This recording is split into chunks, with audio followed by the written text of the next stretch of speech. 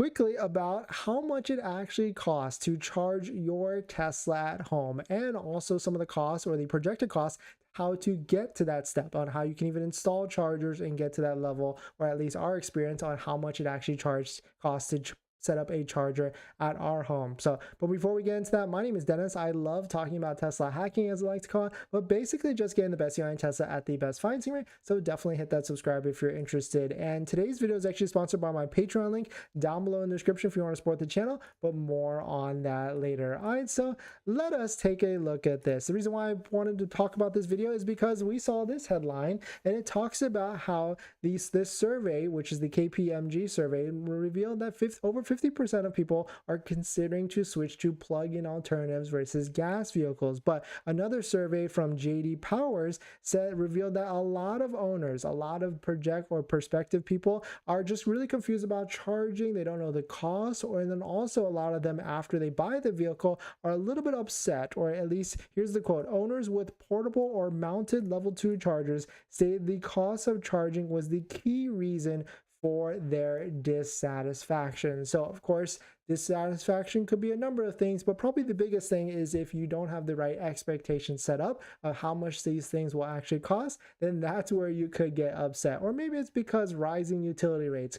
Electricity has risen a lot, especially in California over the past couple of years, through a number of different things. And so that could be where they probably were thinking that buying electricity or buying an electric vehicle and paying for electricity would be a big savings, but maybe it isn't as much savings as they were accustomed to. But the first thing is, so we'll talk about charging. So the first thing is, when you buy a charger, especially if you go with like a Tesla one or maybe another brand, that's going to cost you anywhere from $400 to $600 a month. Hard cost. There's nothing you can do about that unless you buy a used charger from like Facebook or something like that, but just don't get scammed or anything like that. The second thing is, if you go for installation, can cost anywhere from as cheap as $350 in Los Angeles all the way up to, I've heard, $1,500 to $2,000. And the reason why I can get up to $1,500 or $2,000 because of like distance from the box to, or your electricity line to the box, or if you need to upgrade your amp or your power breaker, then that could also add on costs as well. So anywhere, I would say, from $500 to $1,500 is about a good average cost at the end of the day.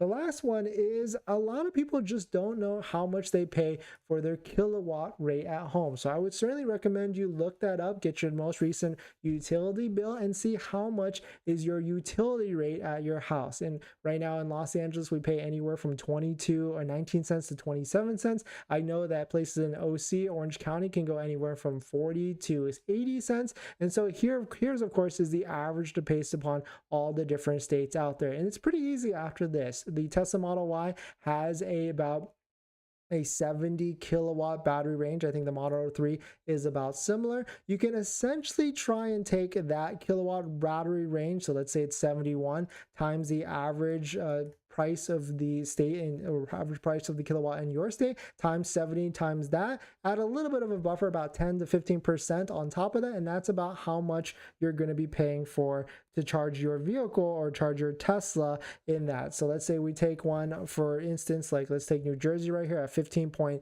$15.64 times 70 kilowatts. It's going to be about, let's see, no, that can't be right. 70 times 0.1564, about $11 to fill it up, went from 0 to 100%, give or take, at the end of the day. So you can use that roundabout number to go. If you're going to go 300 miles, it's going to cost you about $11 to charge it up in New Jersey. So hopefully that clears it up. There's certainly different ways to save costs a little bit more. I've always recommend going to Yelp and finding good electricians, good EV installer electricians in your area. You can pretty much send a bajillion quotes all at once by using Yelp. And there's also state level incentives, or even maybe local utility level incentives, to try and get some of that money back.